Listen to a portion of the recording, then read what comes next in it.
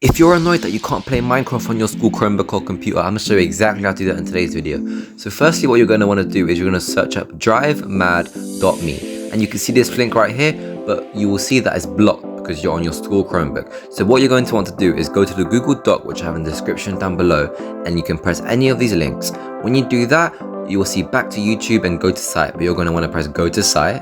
And then when you do that, you can see Taco Proxy. And then when you see Taco Proxy, you want to bring the link and drag it all the way here and then press hidden. You'll get brought to this website right here. Then you're going to want to search up Minecraft. When you do that, it should load up with some options, which are right here. So press the bottom one and then press Minecraft right there on the right. And then when you do that, it'll load you to this page and then you can see full screen. So press full screen and then press click to play new. And then it'll bring you to this website. It will start loading and then you can see this, and then all you have to do is press tick, accept, and then put your name and whatever skin you want. This game has loads and loads of different skins.